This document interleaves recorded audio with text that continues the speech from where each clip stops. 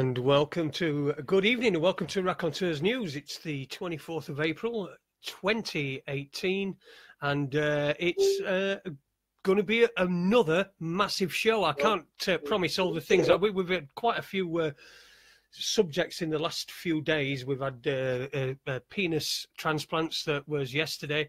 And what were the thing that we were talking about before? I can't remember. It was something just as ridiculous. But anyway, welcome to Raconteurs News tonight. I hope you all had a great day. It's been a bit rainy and pissy down here in Sheffield, but hopefully it'll clear up. But as far as all the things that Webby keeps posting on his Facebook page, it keeps telling us it's going to be red hot, and then it tells us it's going to be freezing cold and we're going to have more snow. Speaking of which, I'm joined as usual by my two co-hosts, Paul Young and Andy Webster. No, all right. Andy Young and Paul Webster. I do apologise. It's probably because I've got a Paul Young record on my record player there. That's probably why I've said that. But anyway, good evening, fellas. Hi, guys. You okay? Yeah, toast.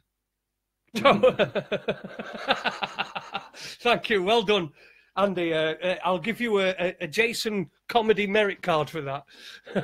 Brilliant. Thank you. Excellent reference. Are you all right, fellas? Had a good day? Yes and no. I do have to report some bad news I received today. Okay. A friend and colleague of mine has taken his own life today, so he'd been in a bad way anyway, but he wasn't able to get the help that he really needed, and as well as that, when you asked him if he was okay, he was always great, never been better. And when people are like that, you can't always help them. So it's been a bit of a mixed day. It was a great day, and then you hear something like that, and you question your own mortality, but blessings, love, light, and healing, and prayers to his family.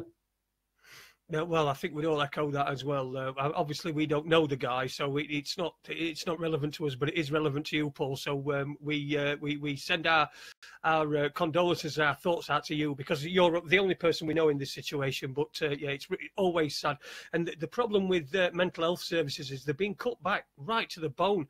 And anybody that wants to get involved anybody that wants to try and do something in mental health, they're usually blocked. And the problem is the system is creating these mental health problems as well, and it's no coincidence. But I think we'll probably get into that a little bit later on. Anyway, we've got a guest to welcome back.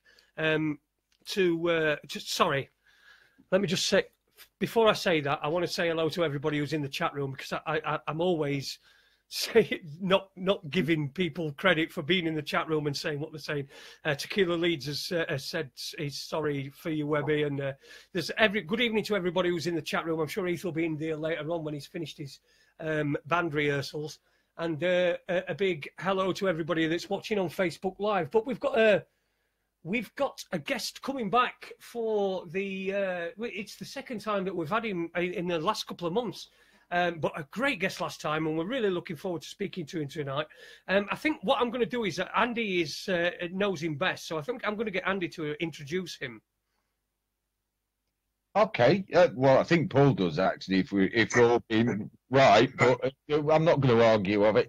Yeah, I'd like to say that I'm very sorry for your sad news, Paul. These things happen, don't they? And it's very sad when they happen, and it always leaves you feeling like, oh shit, I wish I could have done a bit more, doesn't it? But I think that's what a lot of us have been doing. A lot of us have been, but we have tried to help, but when they deny the help because they don't believe there's anything wrong with them, they think they're doing okay. There's only so much you can do, but it's closer family and friends really that may have to look at themselves, you know what I mean? And it's all well and good colleagues and that looking at themselves, but there's only so much colleagues can do. It comes down to families at the end of the day.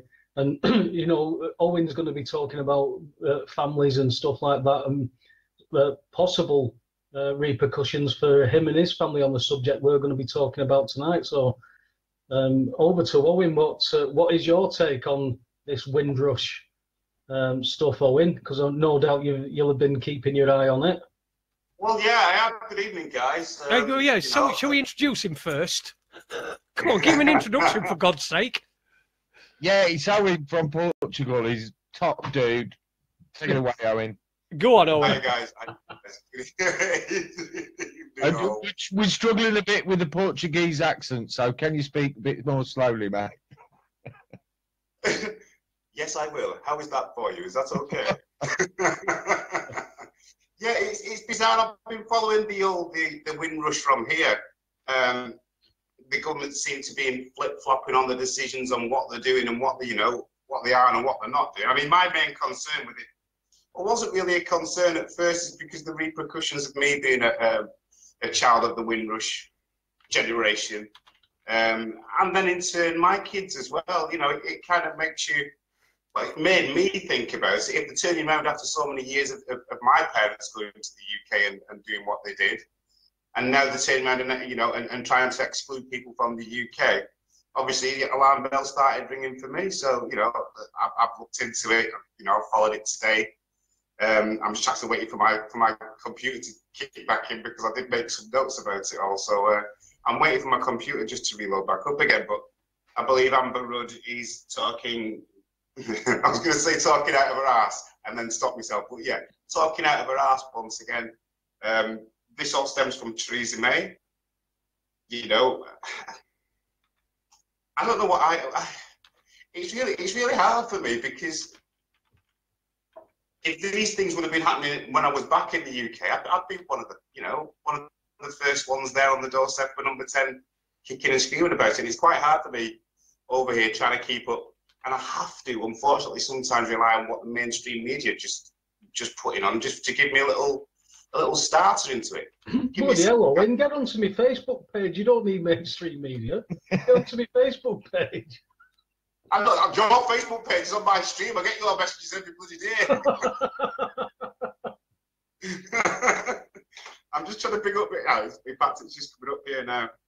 But yeah, it just seems really, really strange that I had a theory when this all first started coming out. Really, if you think of all the people of the Windrush generation, they're probably of retirement age now, aren't they? The ones that that they may have already deported.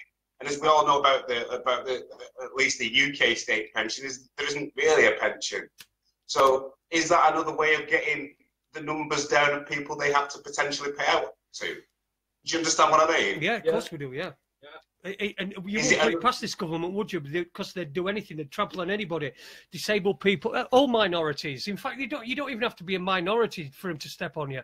You're disabled, or you're of a different race, or you're a different religion. They use all these things to divide us up. And I was just thinking about it earlier on, and I saw that I've got quite an array of different people on my Facebook page, and they post different things.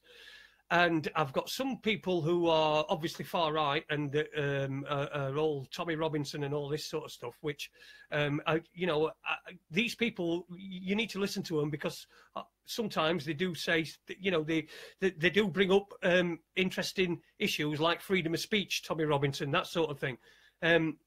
But you've got all these people that are a lot sort of saying, can we get rid of Muslims out of the country? Why do I have to have halal meat? And it's all bullshit that's on Facebook. Share if you agree. It's just bullshit. But yet you get these people that will share it. It's put in purposely, isn't it? It's put in purposely. It's the divide and conquer thing all over again, isn't it? And people take the bait, unfortunately. They do. They take the bait and they run with it. Not really researching. I was listening last night to your show, and it's that big thing. If you profess about a subject, you should be able to speak about it. But you will find that people will grab onto a subject and just run with it. And 9 times out of 10, they'll run up against a brick wall as soon as a comment comes out, because they've not researched it. They're following the line, they're following the crowd, or following the movement, or whatever you want to call it. it's not until I think people individually sit down and research it for themselves that it strikes a chord with them in a good or even a bad way.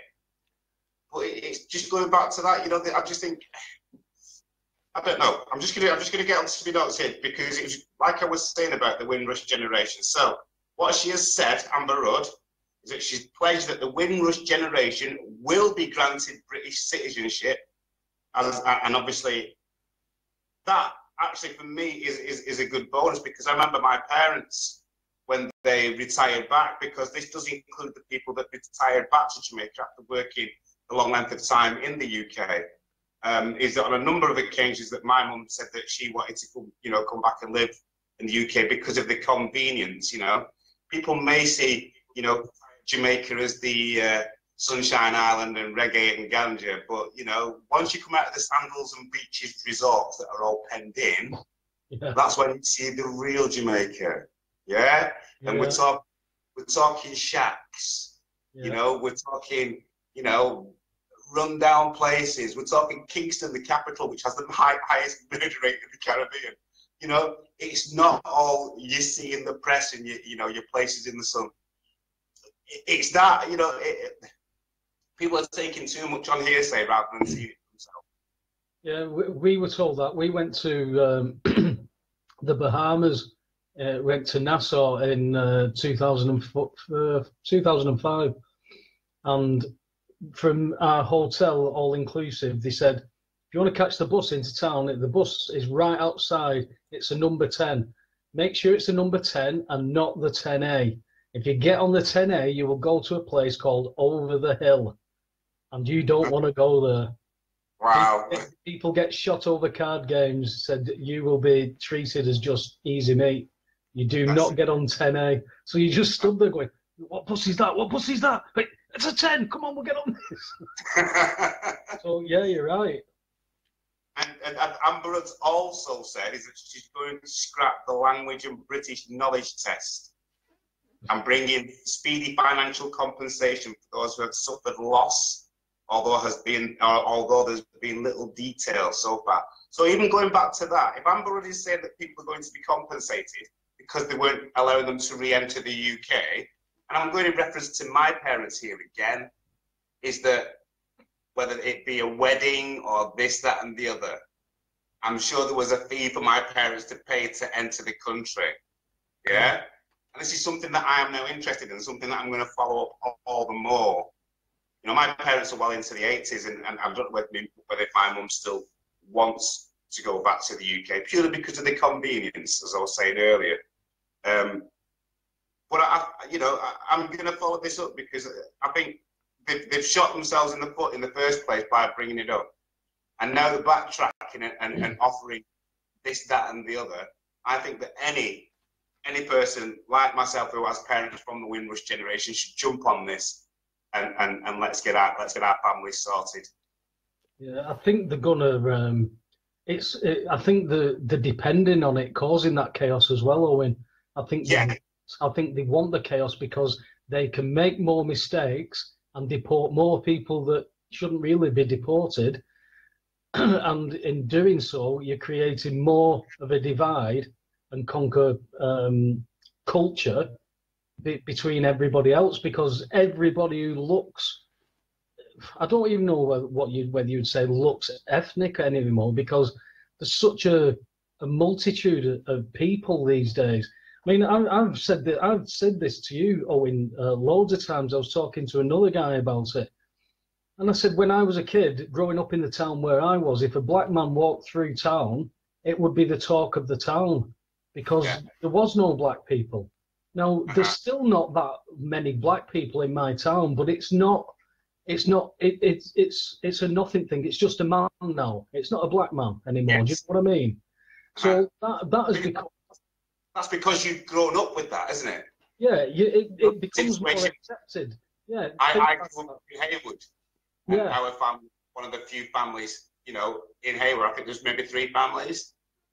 But it's the same as But I grew up all the way through that, and yes, there were times where I had the abuse, but more generally, I was accepted.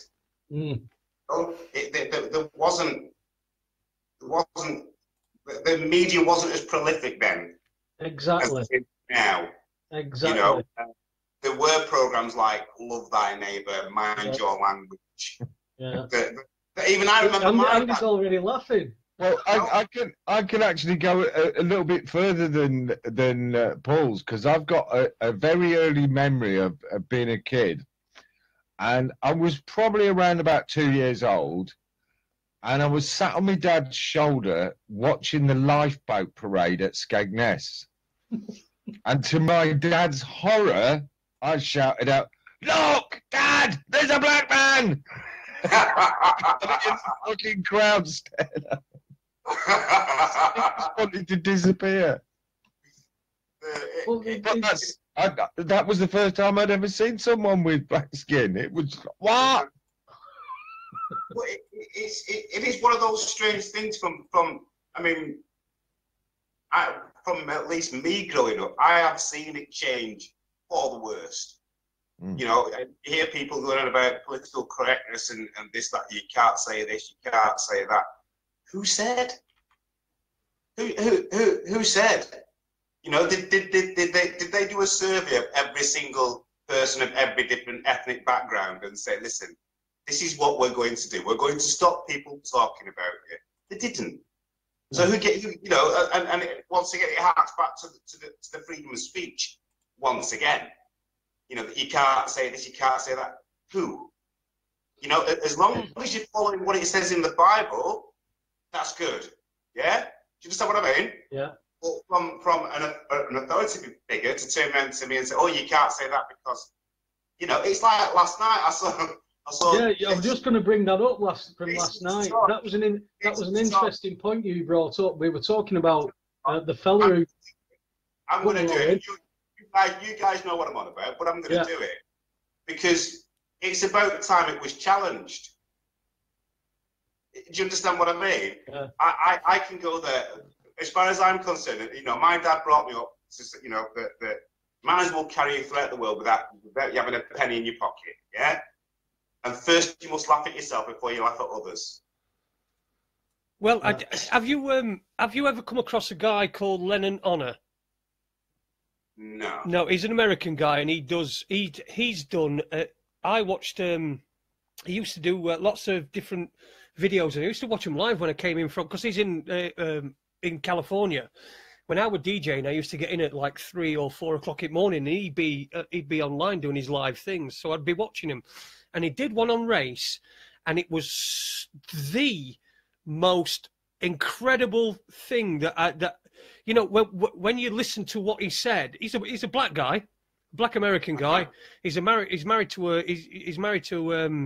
a mixed race woman who's mixed. I think she's mixed Native American and Senegalese, and I think the what's that island just off Africa?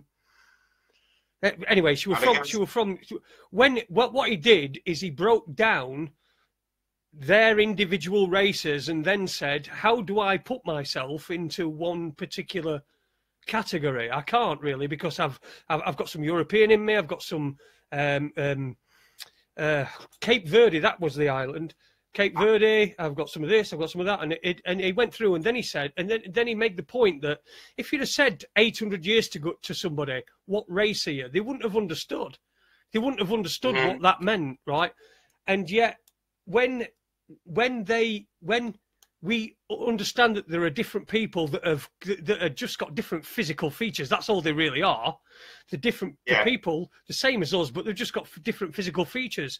But if you look at the word itself, race, it implies a competition.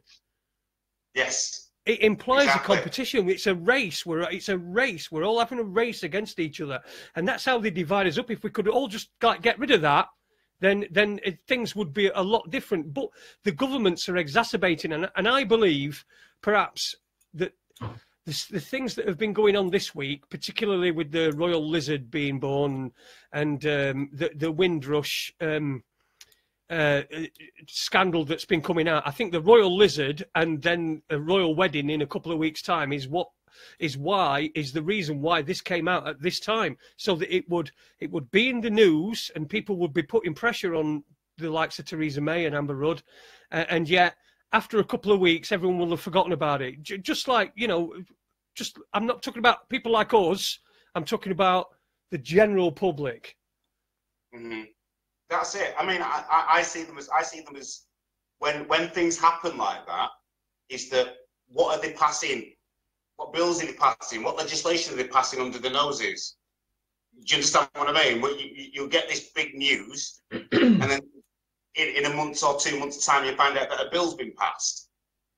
You know, and I think that's the whole thing, whether it be a false flag or an event or whatever else. I think they're in place for governments to pass whatever laws they need to do to gain that little bit more shushness on us, if you know what I mean. I say shushness by them quieting us down, whether it be freedom of speech or anything.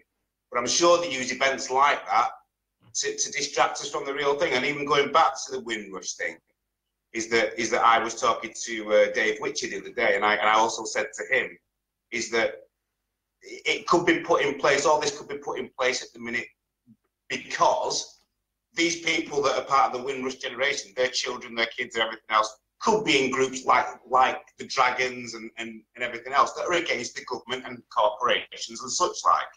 And for them to introduce something like this Windrush scandal, it's going to take them away from the important stuff, which is getting rid of the governments and the corporations and everything else.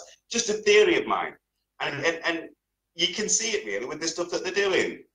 You know, they're trying to backtrack. They're trying to do this. It's confusion to the people that are there. So I don't know. It's sad.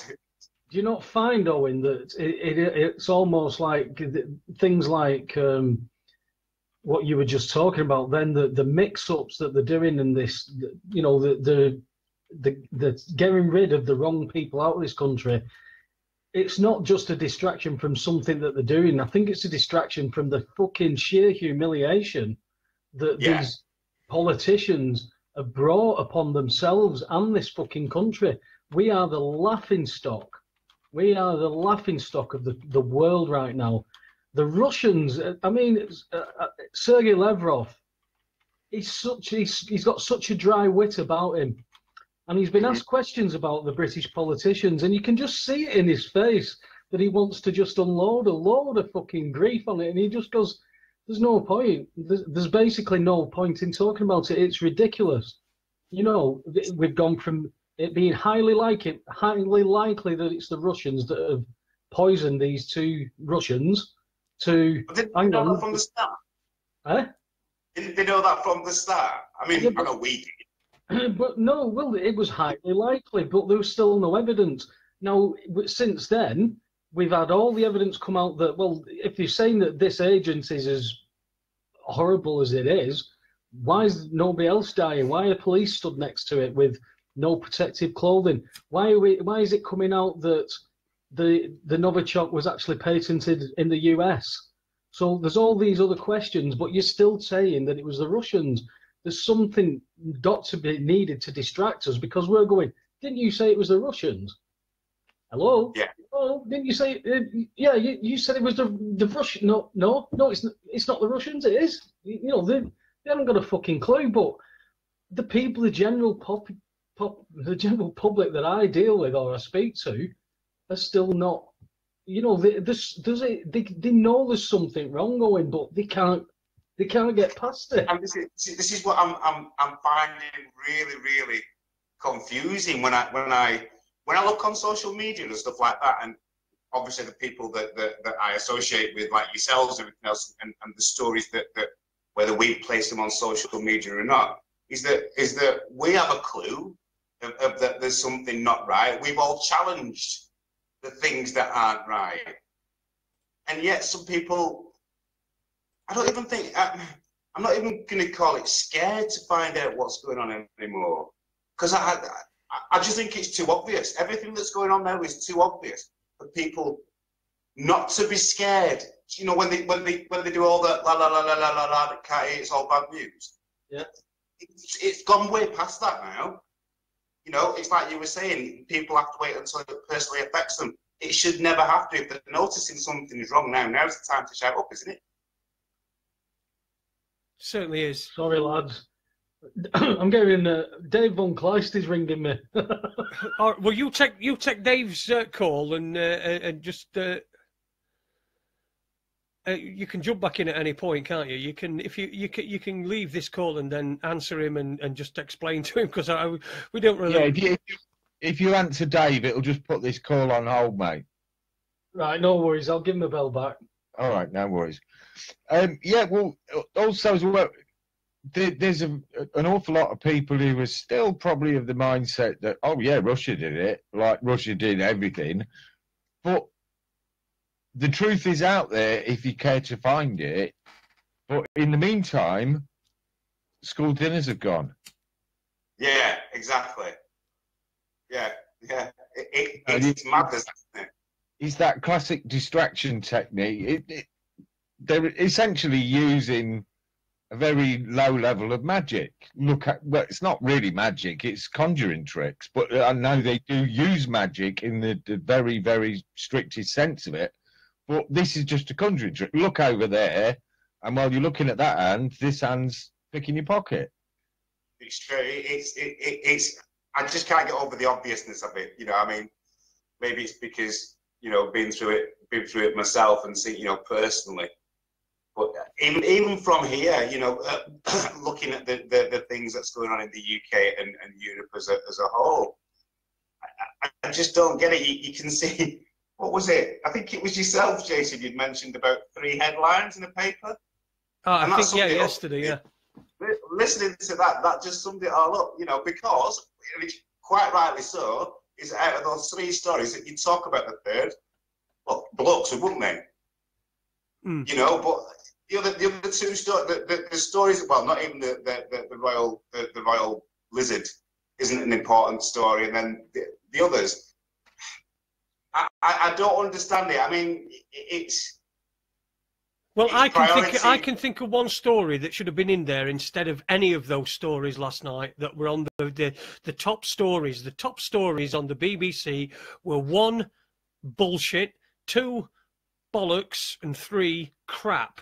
Right now, I understand they talk about the royal. You know, today I tweet. I very rarely tweet, but if you want to follow me on Twitter, I'm on @BeckhamCoverUp. But I do follow the BBC because I do follow the BBC presenters because I like to see what they're doing. I like to see what they're talking about without having to listen to them. And Rachel Burden, who I didn't hear the interview, but she was having Alfie's dad on, and I gather from what I've seen from people commenting on the interview, and I've not listened to it myself. I want to make that exclusively clear so that nobody can go, oh, you didn't listen to it, so you don't fucking know. But I can work it out.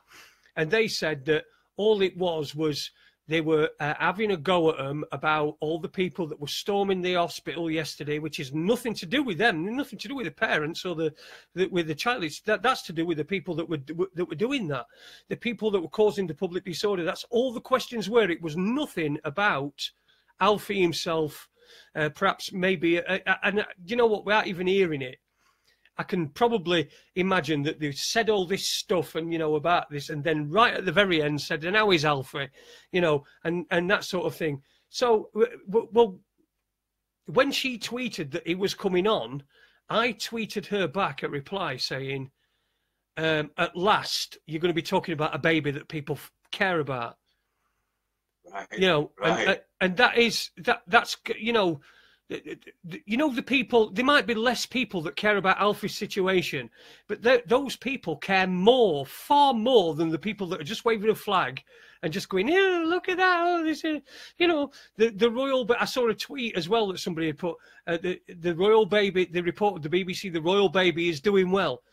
Yeah, and someone put underneath. Yeah, he's like not even 24 hours old.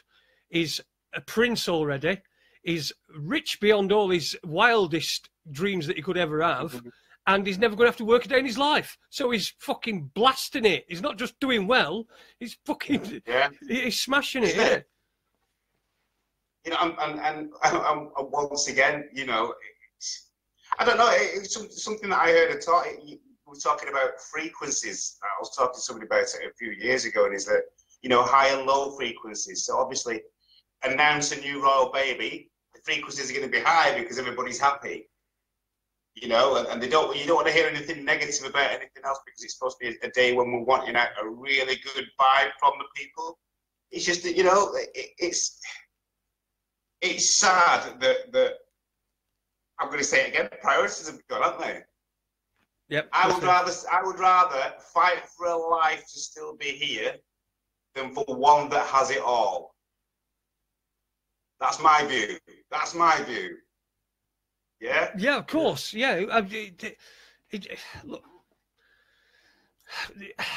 I just, you know, the amount of times that people say you couldn't make it up. You know, the amount of times you get somebody and they've got, you couldn't make it up, could you? Well, most of the time I'm wanting to say, well, somebody fucking did. Somebody has made it up. Somebody has popped this baby out on St. George's Day of all days, for God's sake, on the same day. What I think Paul's is still. Are you still talking to Dave, Paul? No, right, okay. You were saying yesterday, weren't you, about apparently somebody had said that Diana had given her blessing to Camilla to become queen. I mean, for God's sake, honestly. What? From beyond the grave, Diana sent a message from beyond the grave. What's the name of that? There's a guy, there's some spiritualist guy that was on mainstream TV. Is he doing it? Is he doing the messaging? Derek Akora. Is it Derek? Is it Mr. Akora that's passed the message through? Yeah. I don't know if Sam's in with the Royals. Mary Loves Cock.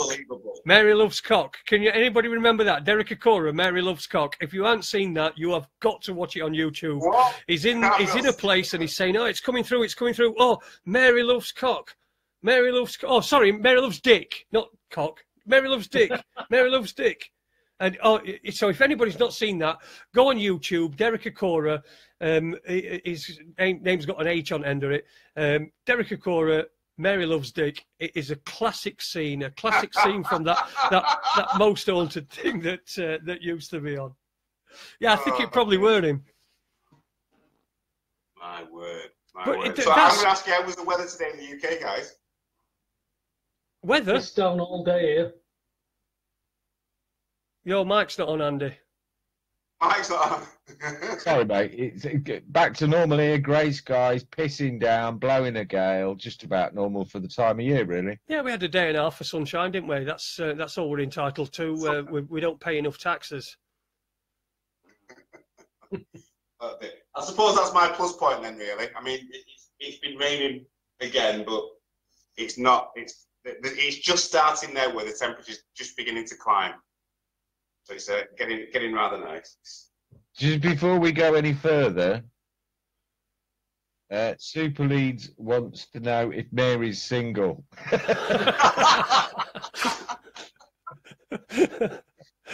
I've put the link for that Derek Akora video. I haven't watched it myself, but I just found it quickly. I'll put it in the chat room. I'll try and share it on the Facebook feeds as well. Brilliant. That'll be good to have a look at with that. Oh, my network connection is saying poor. It keeps flashing up on there. So if I do fizzle off, gentlemen, I do apologise. No worries, mate. We can only do. Sorry.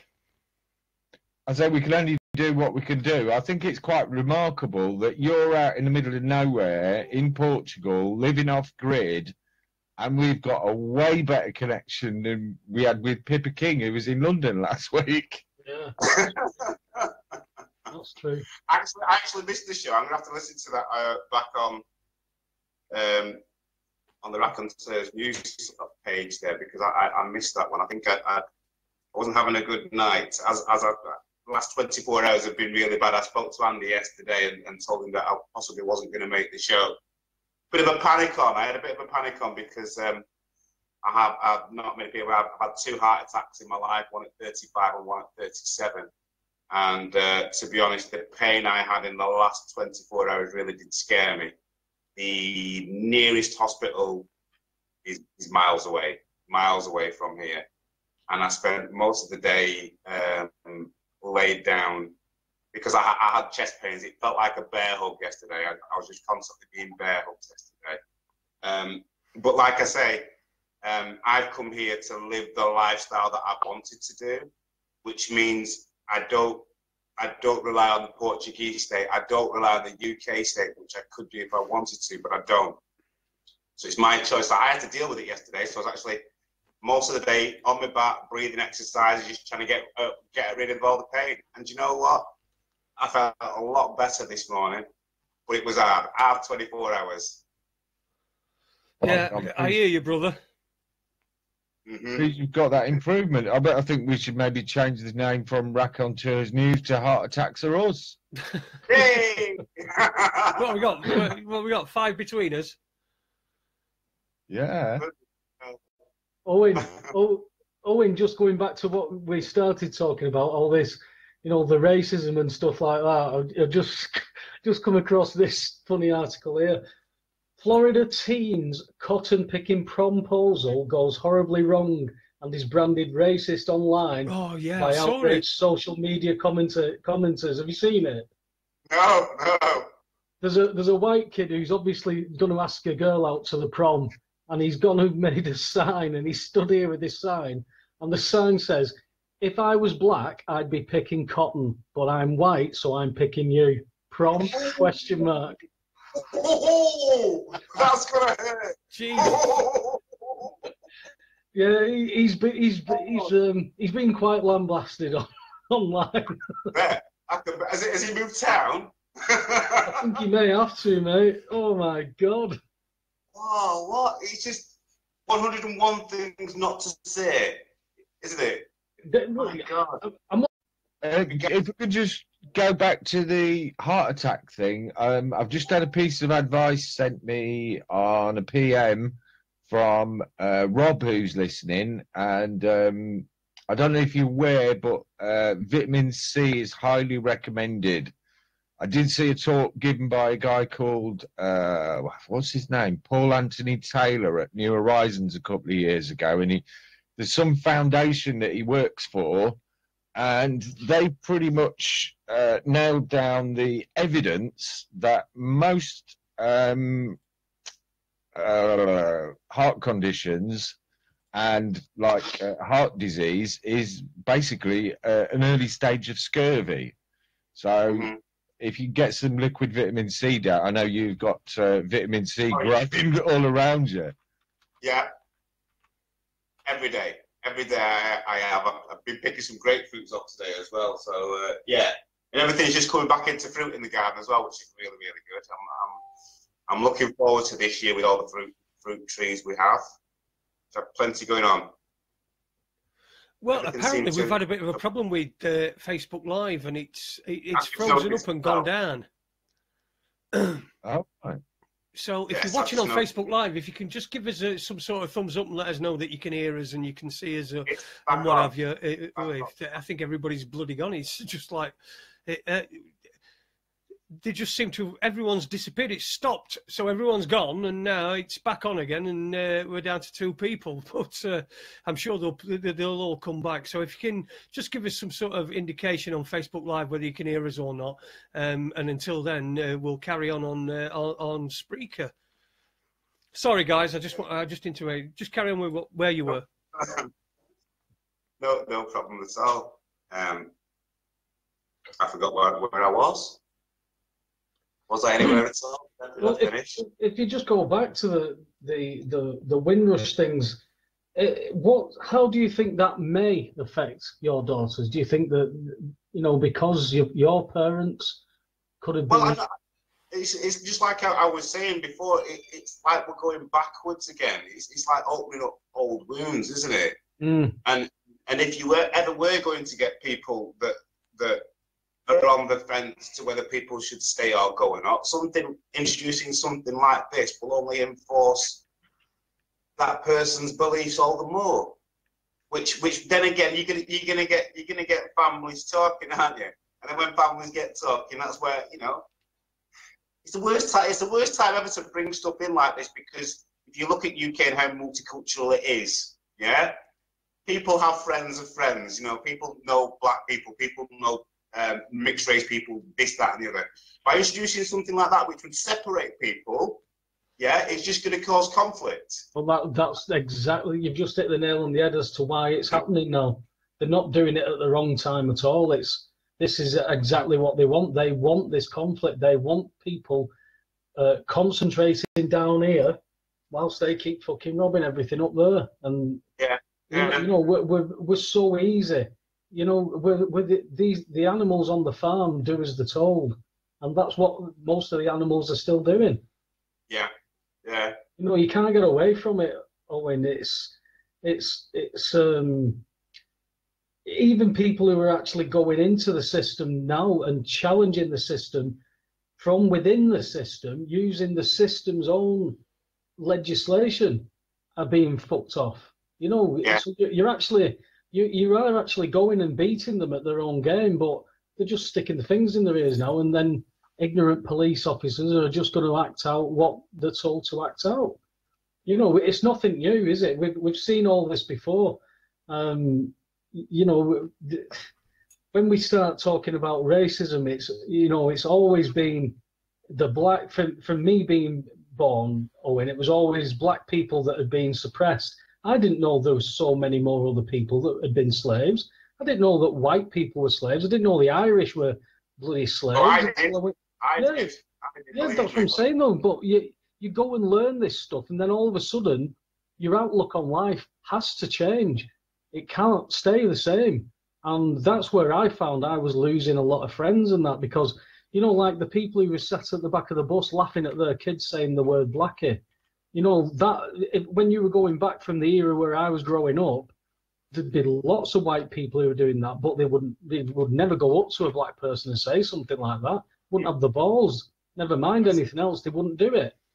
But so I see how things have evolved. But things like that, I never saw it as a colour thing, me. I just saw that somebody was being bullied. And I've always put myself in that that person who's being bullied position. And it's not a comfortable feeling. I was bullied at school, in my younger years at school, and it's not a nice feeling. You feel isolated.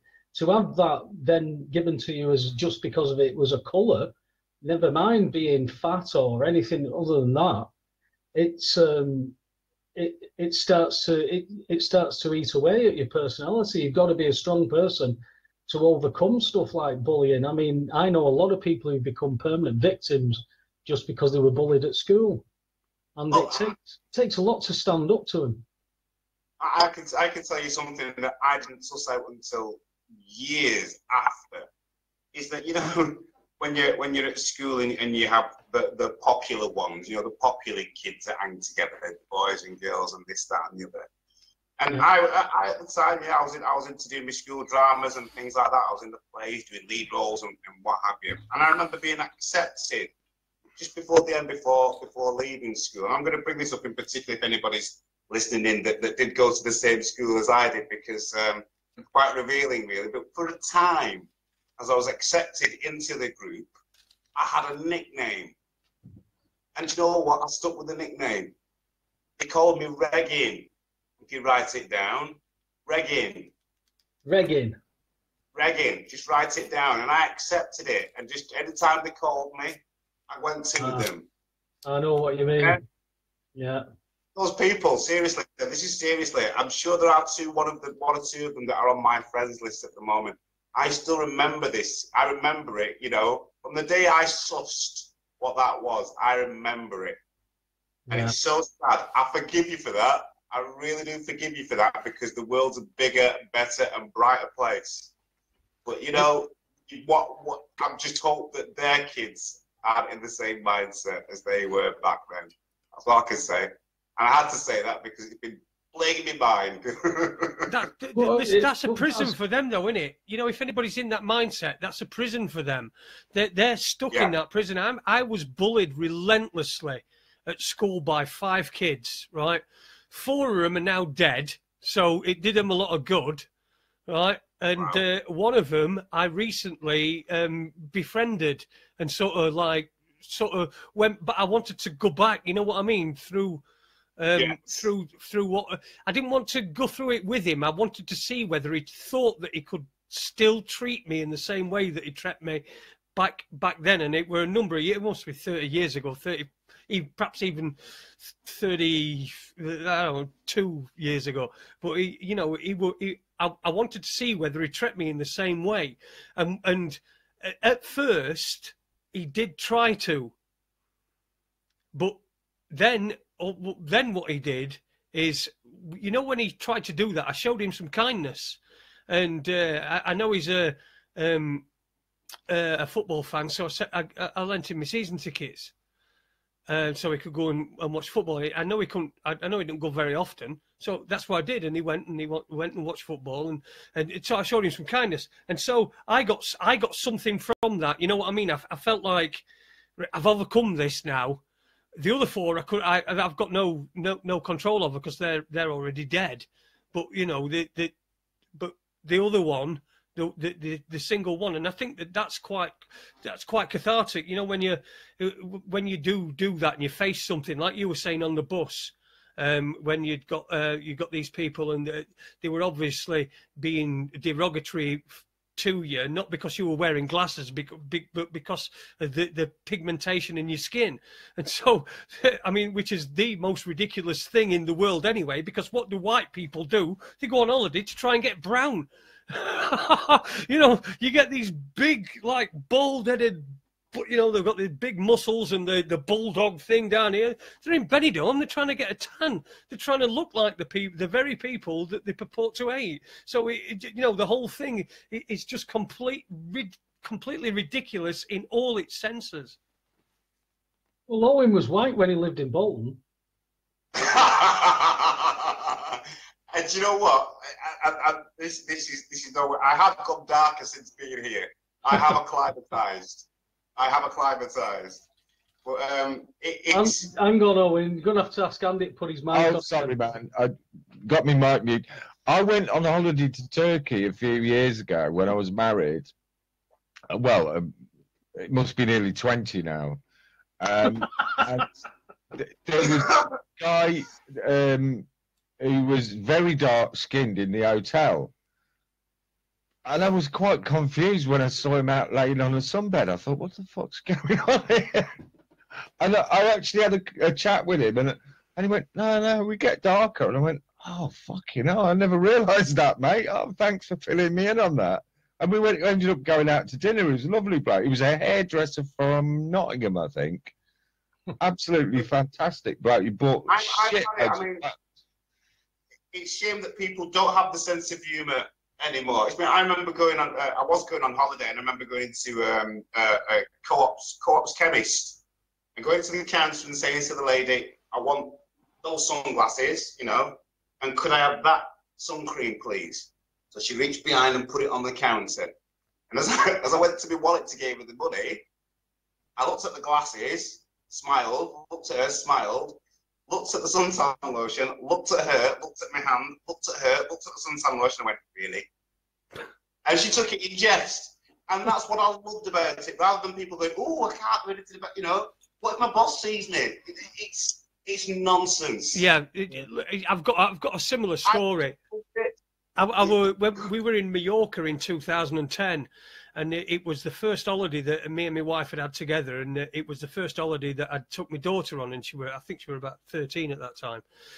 But there were there was all the kids all got together, and then they were all on this, all got together at a club, and it were all organised. It were in Mallorca.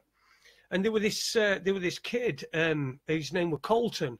It weren't Carlton. Everyone used to call him Carlton. It was Colton, Coleton, right?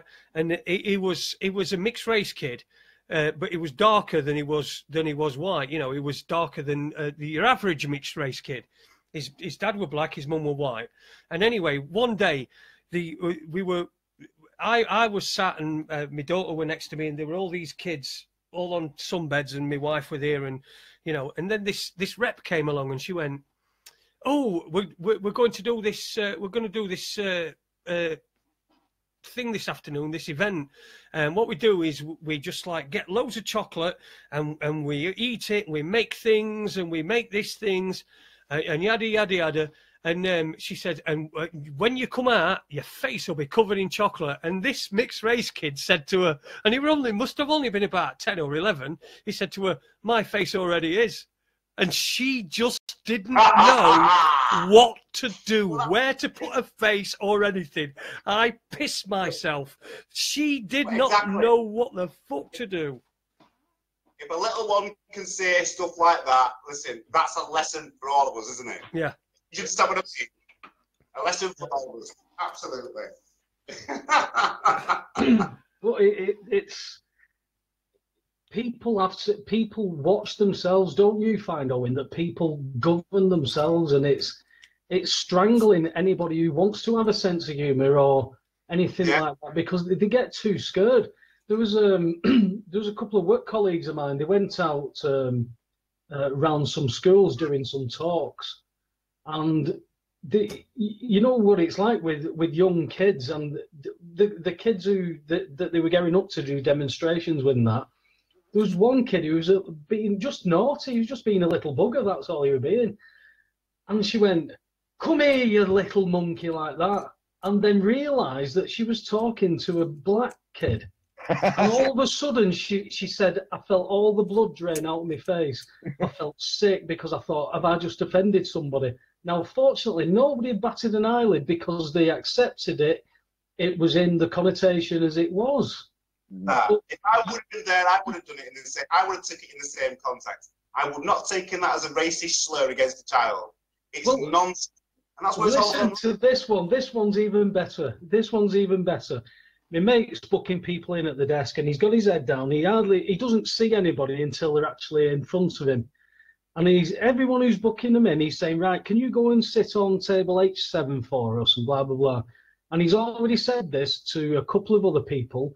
There's like tree plants, and he said, "Don't be playing with the plants or anything like that." These are adults he's talking to, so he's just messing about.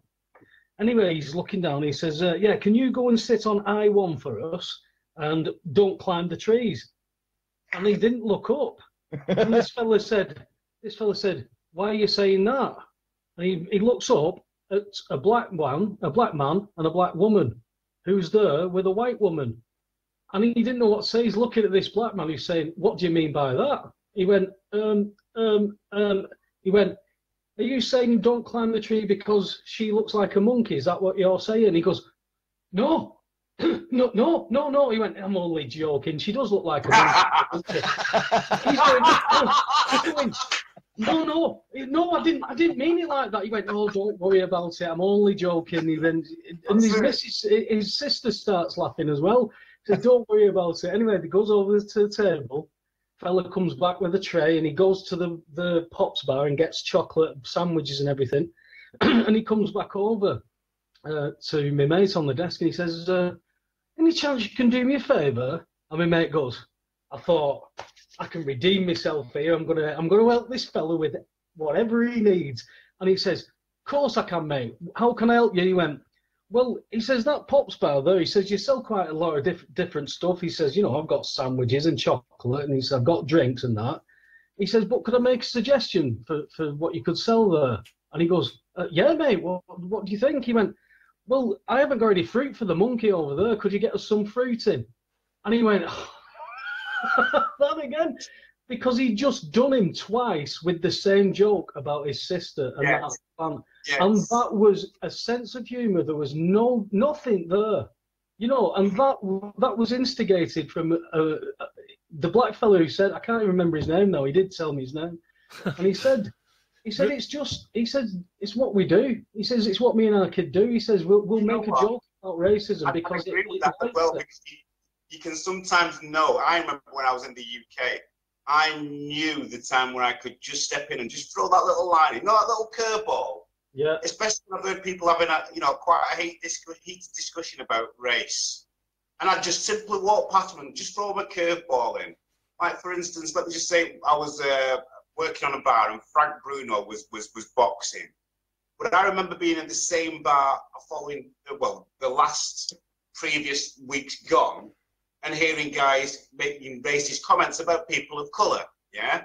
So during this fight, I managed to get up and collect glasses right in front of the screen. So obviously these guys were telling me to sit down and get out of the way of the fucking screen, this, that, the other. Went, but you're watching a black man on TV, lads. Chill on the seat. Do you understand what I mean? Yeah. Where they'll, oh yeah, it's great. But they're great, aren't they? You know, even words like that, they're great, is insulting enough more than anybody saying nigger, coon, or whatever. Yeah. when they refer to people of colour by, oh yeah, them, or you know, I asked them that kind of thing. It's more upsetting than a person being called what they've got. It's separated, isn't it? Go on. Sorry, Go on, it's separate. It's if somebody says they're great, then you're separating yourself from another whole fucking group of people, aren't you? You know what I mean? We're all fucking human beings. We said they're great, and if someone said to me they're great, I'd say, "Ooh, so who's great?" Exactly.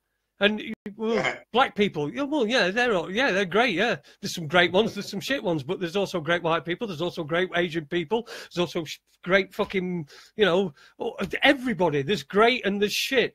But anyway, listen, we are at the hour mark, so I think it's about time we took a bit of a comfort break and played a couple of records. I think Andy's probably busting it. We're trying to jump in there at the last couple of attempts. I think he's probably busting. So, Andy, what you got lined up for us, mate?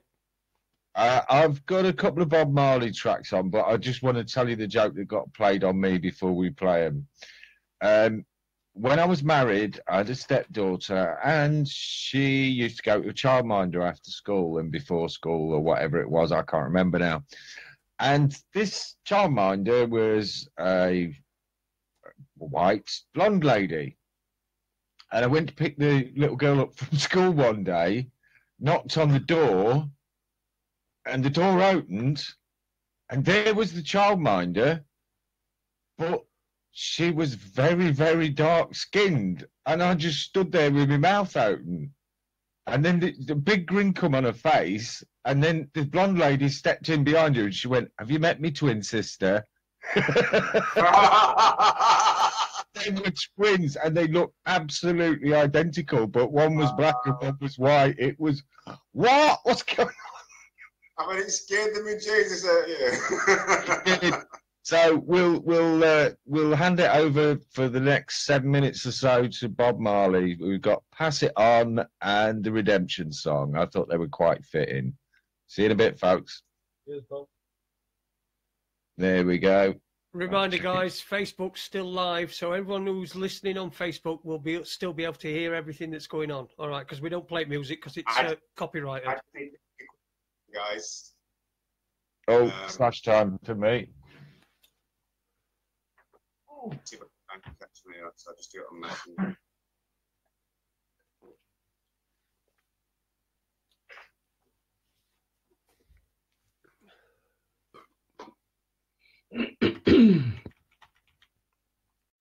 Don't tell me any scores, Paul. No, I won't. I will tell you, though, an interesting article from the 24th today at 4 o'clock. An expert on Russian disinformation has been exposed for spreading disinformation about Twitter users. This is bonkers. This world is fucking bonkers. What about this one, Owen? Institutional racism. Black university applicants 21 times more likely to be investigated. I see that. If you look at your Cambridges, your Oxfords, your Etons, and things like that, you know, if you're not part of the elite establishment, you've got to jump through frigging God knows how many hoops, or you've got to become a bounty bar, what I call a bounty bar, which is black on the outside, white on the inside. Do you understand what I'm saying? Yeah, I know what you mean there, yeah. So, yeah, you're part of the establishment. Those fuckers who are going to the places like Eton, they're getting taught the Bills of Exchange Act by the age of 11. Yeah. Yeah, I was reading that.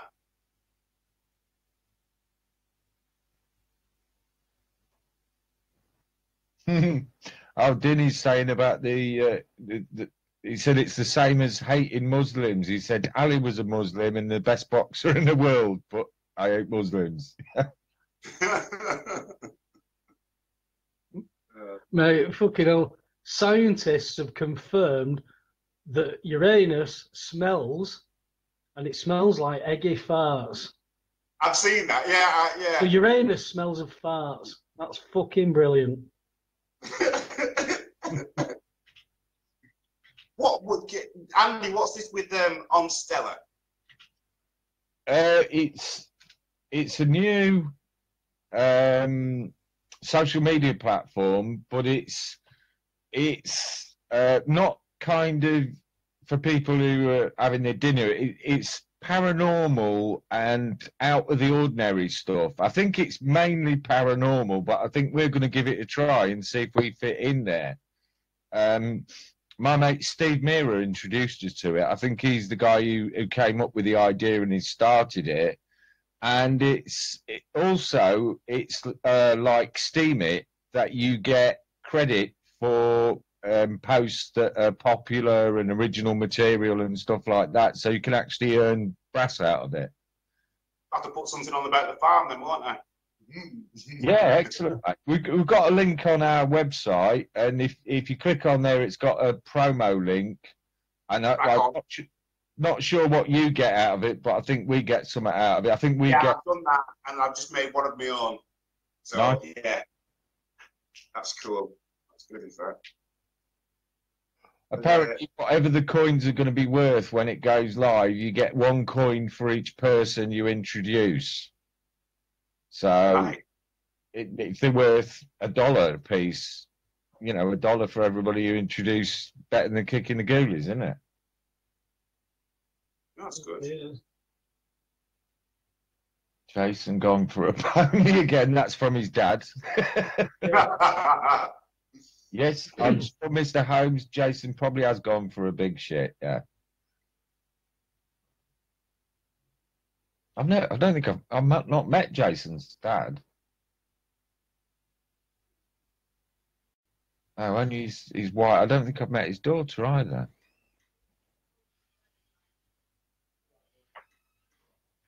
No, I can't help you there either. No. I've seen a lot of pictures of Jason's dad because he's quite a few of them on Jason. Have you seen that video that Richie from Boston's put out about? There's some American, I don't know if she's an entertainer or what, I can't remember her name, some blonde actressy looking woman. She's been to the doctors and she's got this flu-like symptoms, can't get on top of it. And he said, "Oh, you've got what we call chemtrail lung." And she went, "Hang on, can you say that on camera, please?" "Oh yeah." So I've shared that round. It's a keeper, that one, I think.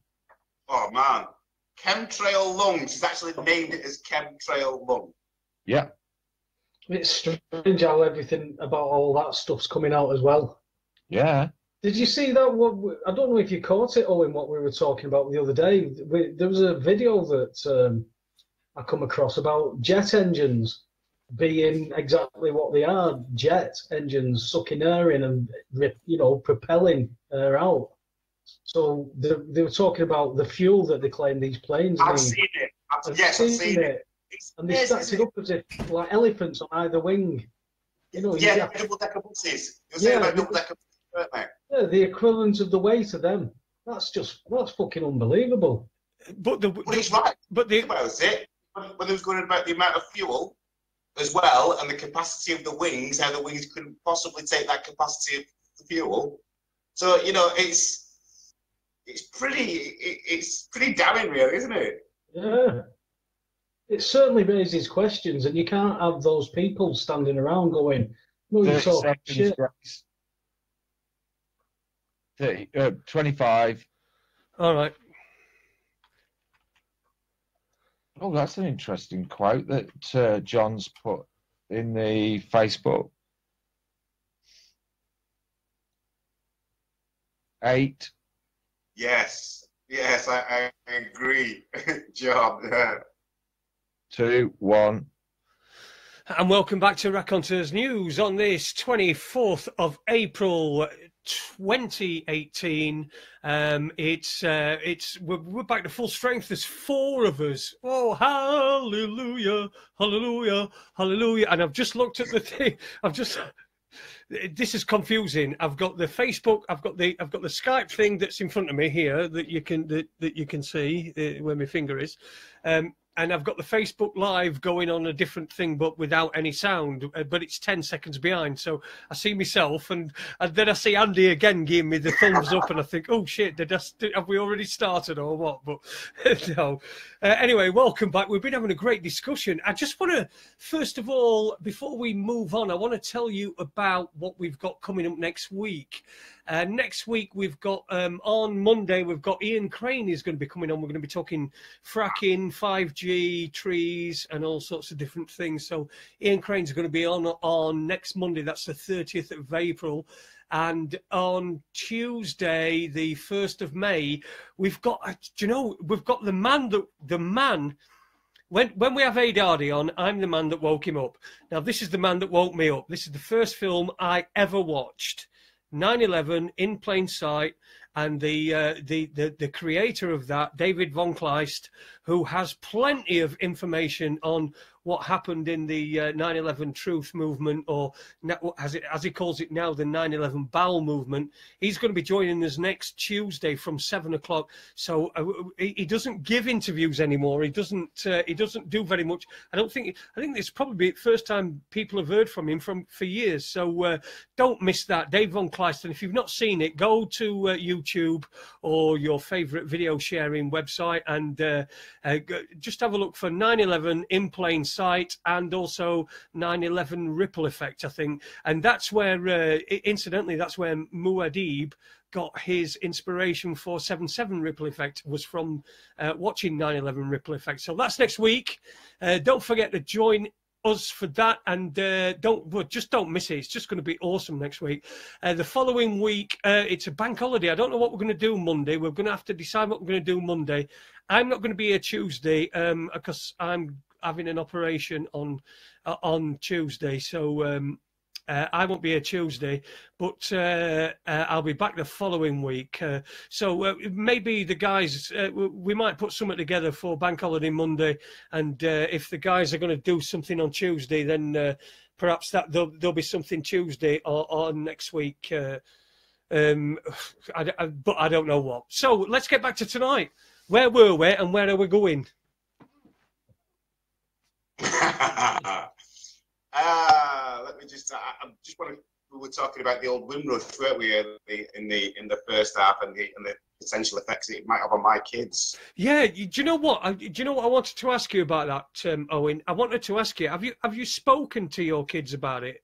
About this specific situation? I haven't as of yet, because my kids still need the waking up. My kids are in the 20s at the minute, and one's just finished university, one's actually working at the moment, and they're very much into the makeup and the going out and things like that.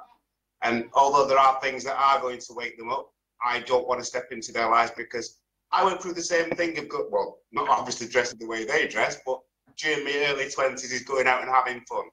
So it would only be fair for me as a father to let them have their fun, and then just mention one or two things that are happening right in front of them. Yeah. I can't think better than that. I think that's all you can do, mate.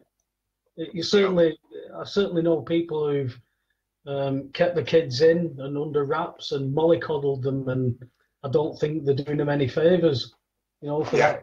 It's a bloody nasty world out there. People. I've never known the world so corrupt. Do you know what I mean? From local to national level to international level, everything is corrupt, from local councils and services right the way through. Everything is corrupt. Everybody can see it. Nobody wants to do anything. And we were talking about this last night, that it seems to be that it'll only happen when it actually comes round to knock on somebody's door or say that we're going to do this or the other. It seems that people won't take action until they're actually forced into it. But I think that time's coming. I think, I don't think there's much place to hide these days now. Yeah, that's it, isn't it?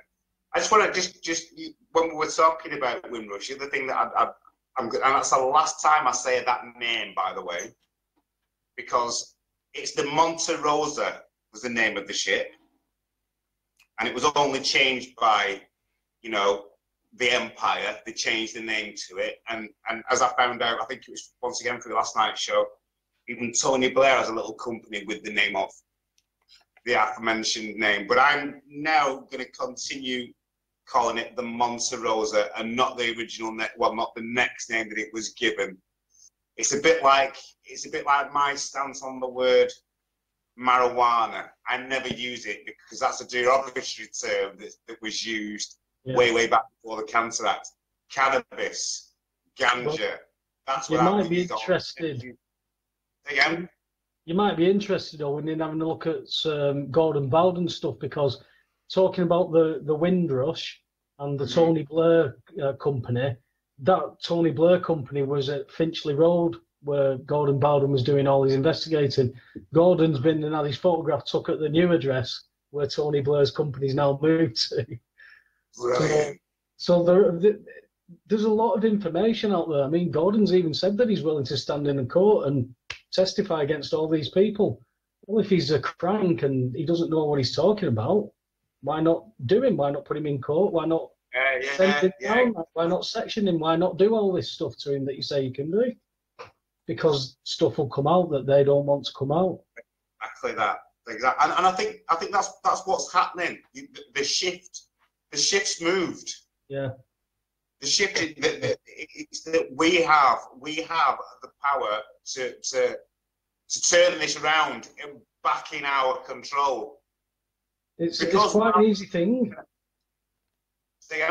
It's quite an easy thing if people do something, you know, rather than keep sitting around and waiting for somebody to do something. Because if we all sit around and wait, then that's all we're going to be doing is waiting.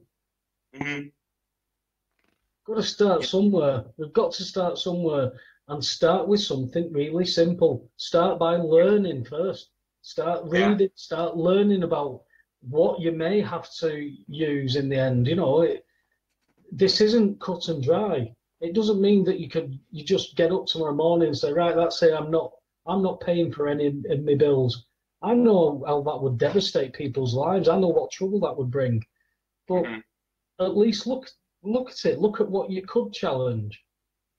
TV licensing, is that really necessary? I don't watch television, so it's a piece of piss. You know, it's little things. If you want to start challenging on the little things. Get a bit of confidence, but learn it. Learn it before you do anything. You see it on Facebook all the time, don't you? People. I've seen it on you know, some of the bailiffs ads or bailiff advice or whatever you want to call them, where people have put the pictures on and gone, is this how I do the 3-letter process? Now, seriously, how are they going to get an answer from somebody? You know, are they expecting pictures and diagrams and graphs back? It's hard to do it like that. So you have to research it and know what you're doing in the first place. Not, I've done the 3-letter process, is this okay, by showing it? Because you're not going to get the input that you need, are you? To complete the information you've got. If you research it all, the 3 letters that you've written should be spot on, shouldn't they?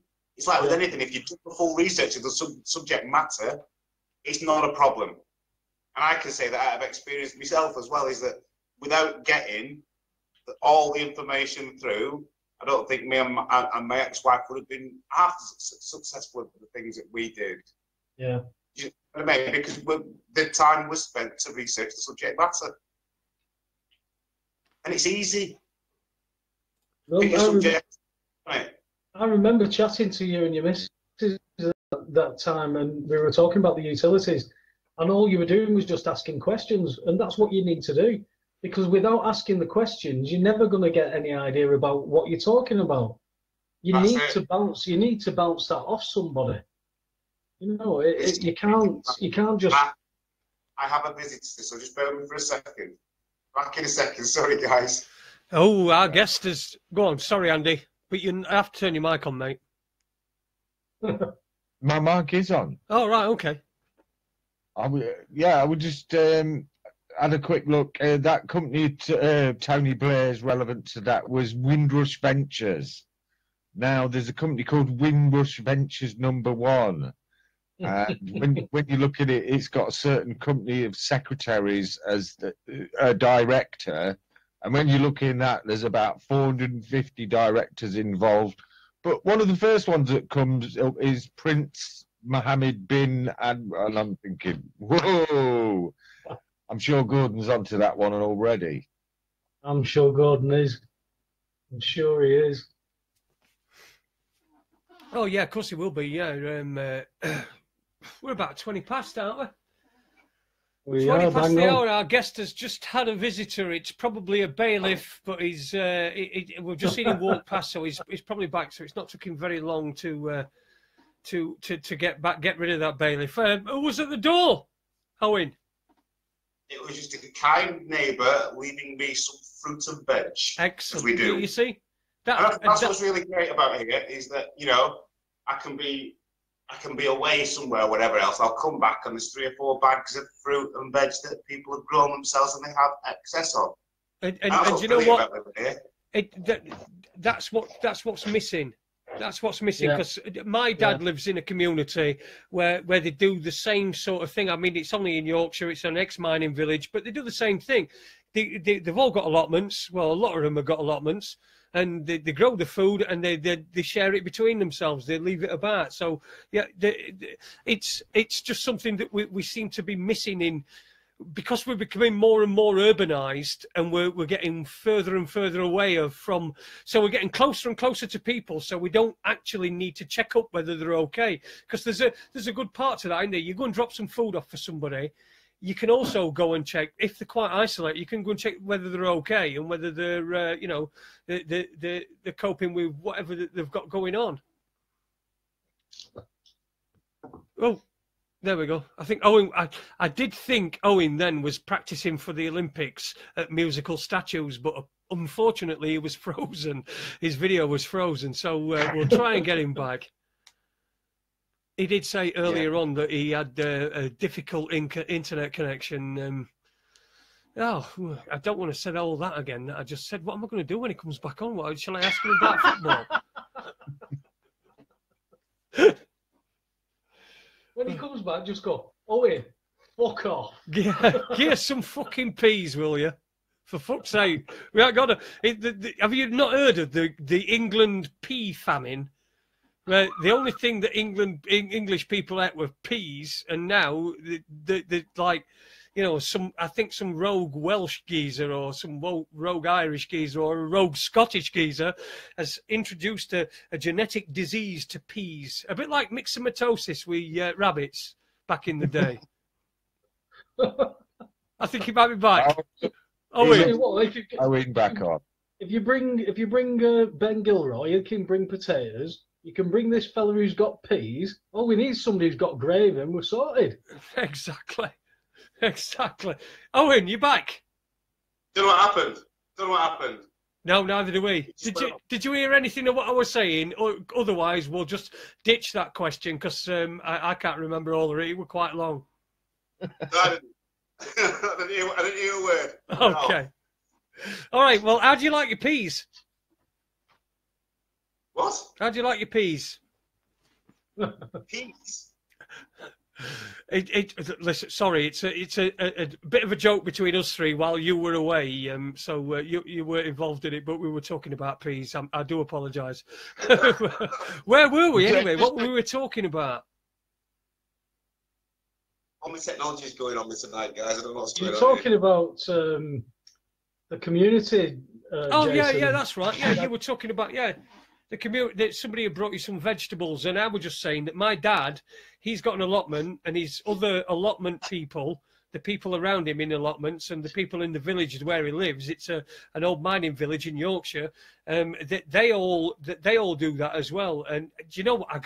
I once got some cherry tomatoes off one of my dad's mates. And you see, I never get any of this fruit because it's that fruit and veg because it's that nice. I got these cherry tomatoes off my dad. My dad's mate had grown them, and he says, "I've got some of these here. You can have them."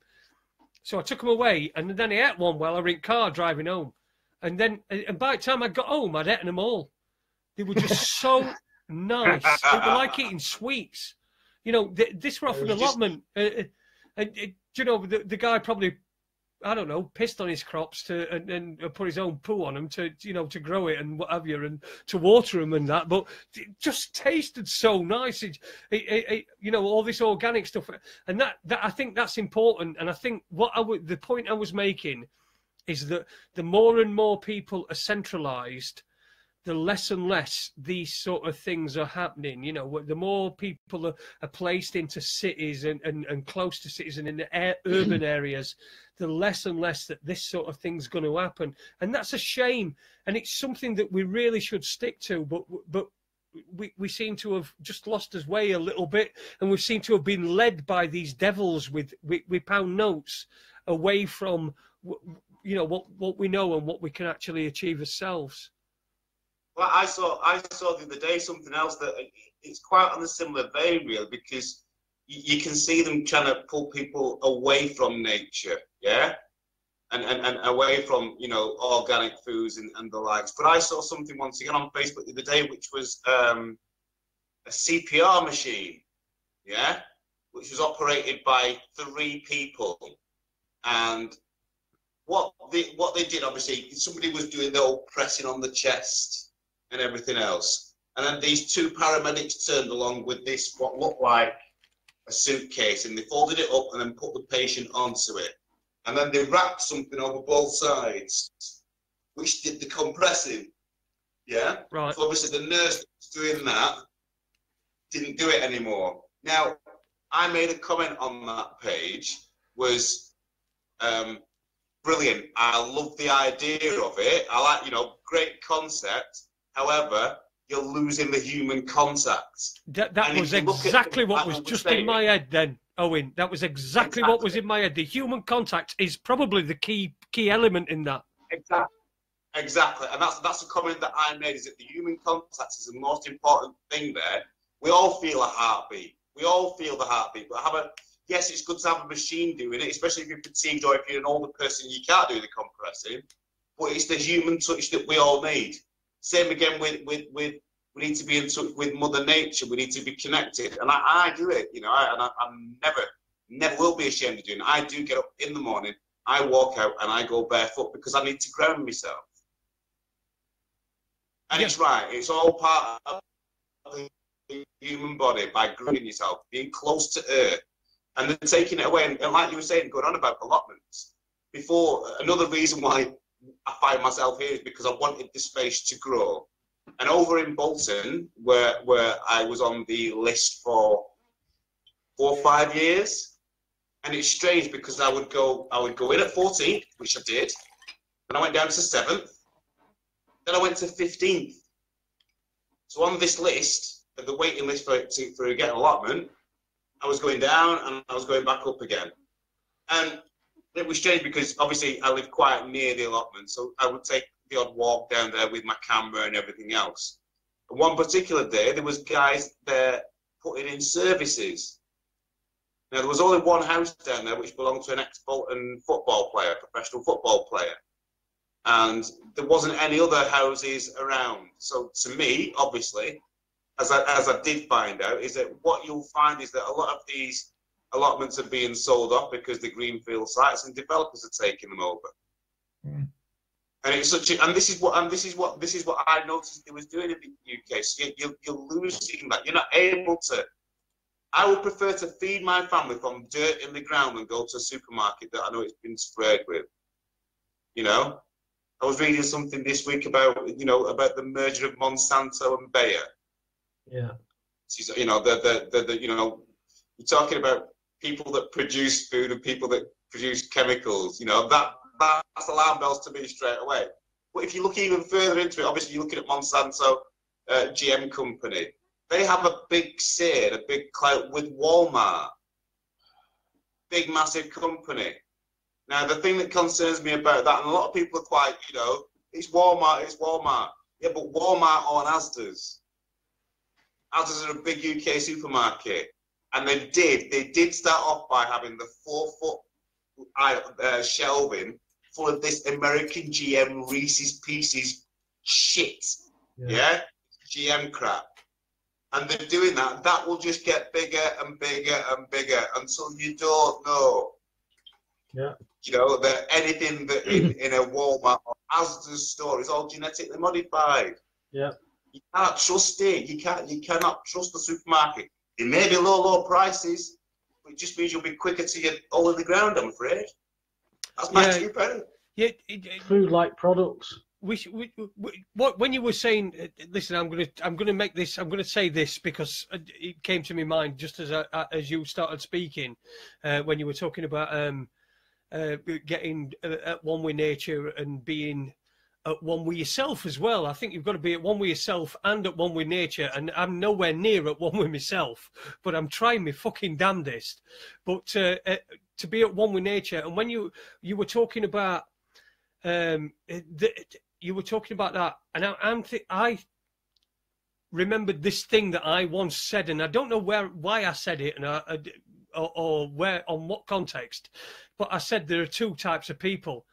There are people that feel the rain, and there are people that just get wet. Yeah. Bang on. Yeah. And when you mentioned earlier about getting grounded, Owen, that was something I spent a lot of time looking into a few years ago. I came across a video from a guy called Clint Ober, Ober. It's all over YouTube. Incredible fella. And he did some experiments with this, and the benefits you get from it are brilliant. It gets rid of all the wrong sort of ions on your body and grounds you to the earth. And you can actually, even for people who live in the sky like me, I live on a first floor flat, so we've got no garden outside. It's pretty tricky getting grounded, but you can actually buy rubber mats and even bed sheets. You can buy a bottom sheet for your bed that you can actually plug in to the earth socket of your electric ring main, and as long as you've got an earth to ground, it'll ground you the same bit outside. And I used that to great effect for a long while. I've slipped away from using it. I maybe ought to get back, but I'm trying so many always trying something new, and to be honest, I've found some really good stuff. Top of the list, incline bed. There's cannabis. There's CBD. There's that deep blue oil I got from doTERRA Oils. It's it's made a hell of a difference to my life. But I think the grounding was one of the first things that I found for myself and tried, and it had really good benefits for me.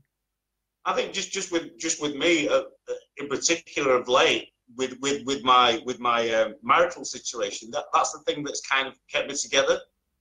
Being grounded, being within nature, being outside. I mean, and this is the time I love again. I'm sorry I'm boasting UK, but I've got to say it. I get up at 5 o'clock in the morning. By 6 o'clock, the sun's over the hill. By 11 o'clock, I've got to go back in because it's too warm to work. And then I have a break. And then probably about 3 o'clock, when it's still bloody warm, I go out and finish up what I do. But I know that when I've done maybe seven hours, is that it's complete and that it's done. And it's done all at my own pace as well. And it's brilliant for the soul. It's been amazing. You know, I never thought I'd be in this situation. I've had my times over the last 4 or 5 weeks where I thought, do you know what? Let's just get this place sold and go back to the UK. But as soon as the sunshine came out, and the bird, in particular, I've got a pair of nesting swallow swifts that have arrived back, which I saw last year. That's made me stay. Just little things like that. Seeing the birds return back, noticing the plants getting back into bud again, and all the fruit I'm going to get. There's no comparison. It's madness, you know. I've been at the lowest point ever, but you know, I could put the camera outside the window now, and just the sounds that are there is amazing. It's that rural. I know any car that comes down the road, and it's probably about 200-300 yards away. Oh, brilliant! I mean, I'm getting corrected by the chat room here because Dinny's saying me barefoot's good too. Well, I would say barefoot on damp grass is absolutely the best way you can ground yourself because the electrical conductivity with the dew on the grass. That's it. Anybody what are you bringing the Jews into it for, Andy? We don't want any more nuclear threats issued. Well, listen, I've got my finger on the button ready. Look, here you go. No, I mean, but the Russians will get blamed. If anybody's ever had an hard day and you go outside and there's some damp grass, take your shoes and socks off and just stand. Just stand quietly on that damp grass. And it's like, just the stress seems to just melt away. It really does. It really does. Absolutely that. I mean, I've been just going the whole hog as well. You know, there's no point in me grounding myself and me feeling all right and everything else. I've saged the house. I've gone around and made sure that everything's all been cleansed around the house because I have been through quite a traumatic time, and the only way that I can get over that is to start loving myself and start, you know, being more positive outlook on things rather than looking at the negative things that have happened. So well, the thing is, Owen, if you don't do that, if you don't make those changes that will make you feel better, then you won't change anything on the outside. Nothing on the outside will change. I won't be here doing this. No, you know? You wouldn't. And it's that, you know, there's no point. There's no point in moping. If Andy hadn't gone through what he's gone through, Jason's gone through what he's gone through. Yeah. None of us would be here chatting about anything right now. You know, we'd probably still be watching fucking Emmerdale, or I'd be watching football that I've not really got one eye on at all. Well, you don't want to have one eye on, and don't give anything away as well, because I'm watching you. I've been watching you like a hawk on this call, and I'm looking for any sort of clues. And listen, I've not even got a dog in this fight, but I'm just interested, and you know, I just hope they get through to the final. And I hope they win it as well, because then, you know, that just rubs Man United's nose in it, doesn't it? Because I know they went past you in league titles, but you know, six European Cups would be fucking awesome, wouldn't it? Yeah. So don't get any clues away to that, and I hope that satellite. What is that behind you anyway? That round thing. I don't know whether it's a satellite dish or it's like I'm pointing it now. Yeah. Yeah. It's a reflective. It's like, or I thought it were either that or it were like a round window with a jungle outside.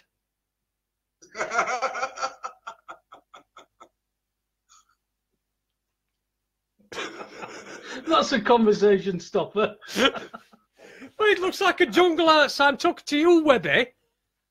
That thing behind you, what is it? I didn't know you were talking to me. It's a light thing. Right, okay. Oh, good. That's what I meant. It looked like a fucking round window with a jungle outside, that's all. A jungle? A jungle, yeah. Just look on the thing. It looks like it's like all these things. Look, a jungle. There. Does that not look like a jungle? For fuck's sake. I agree. He looks like his grow tent. And we're looking through the window into his grow tent.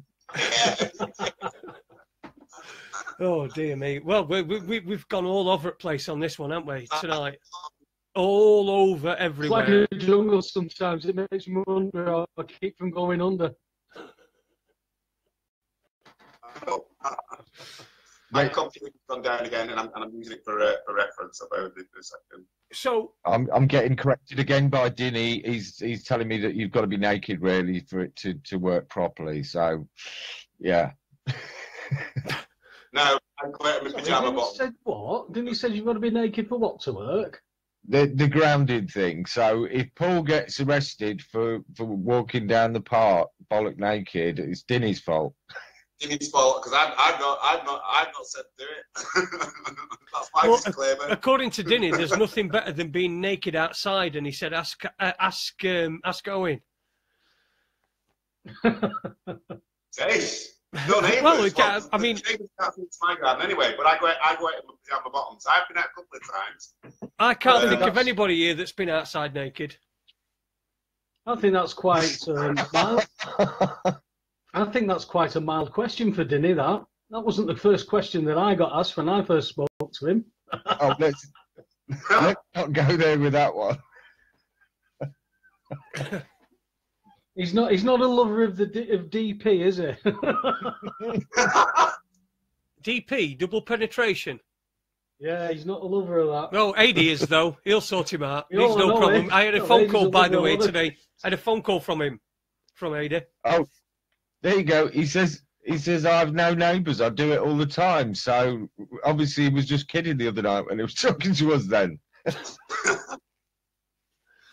Yeah, I say AD called me earlier on. He'll be on his flight. I think he's getting picked up by his taxi at 10 o'clock our time, which is about 4 o'clock in the morning. But he told me that yesterday he treated himself. He treated himself to a 55 quidder. So I don't know what that means. I think that might be like an exotic drink or something. But you know, he did treat himself. He said he saw it and he just couldn't resist. He's a very weak man, and I think the alcoholism in him has taken over, and he's gone for a 55 quidder. And it took him 2 hours to drink it, by the way.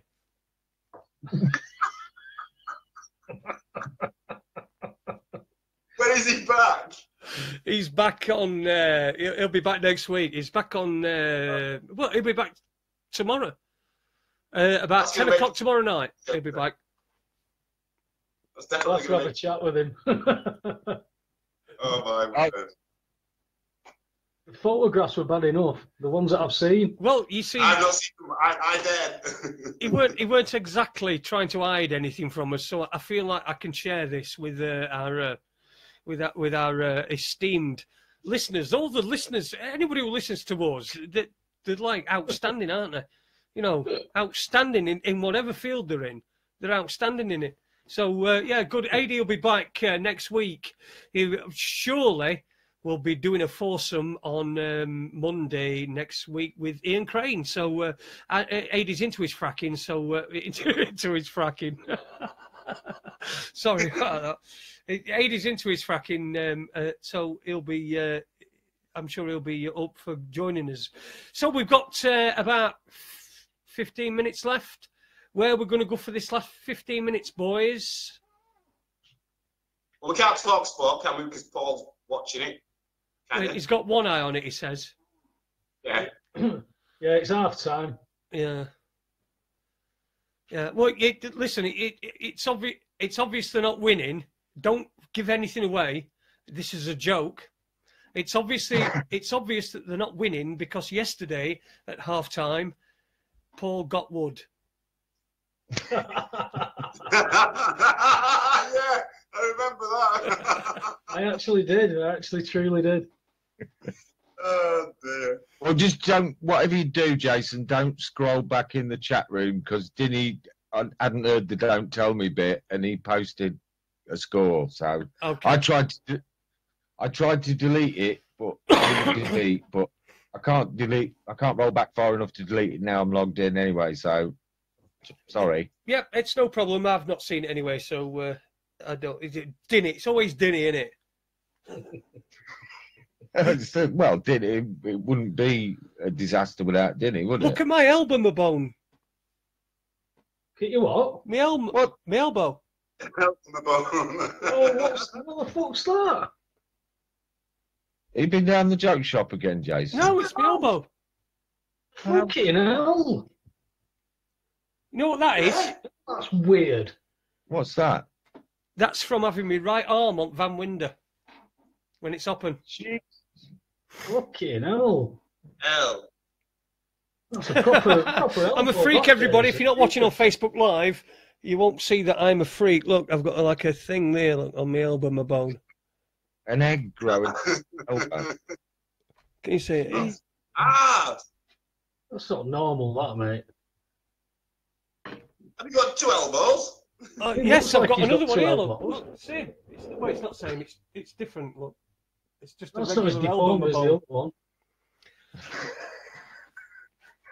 other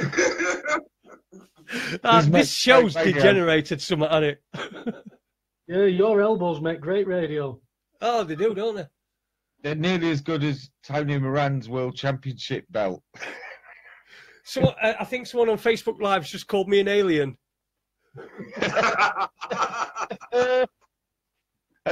Obviously met you then. Hold on a minute, was that your dad? Cool. So what are you going to do tomorrow then, Owen? Oh my God. I tell you, I just can't get over this. Oh, breaking news! The latest news in the papers, it's just absolutely ridiculous. What now? What are they doing?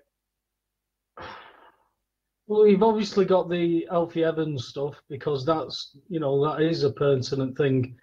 He's been refused treatment to go to Italy now. But it's all the other bits. It's absolute nonsense. The stuff. I mean, look at the stuff you were coming up with yesterday, Jason. What was that? What was the really stupid one? The man who had his the penis transplant, the first penis and scrotum transplant. I think it will be in the medical records. It will be in the medical books. It will be next to the first heart lung transplant.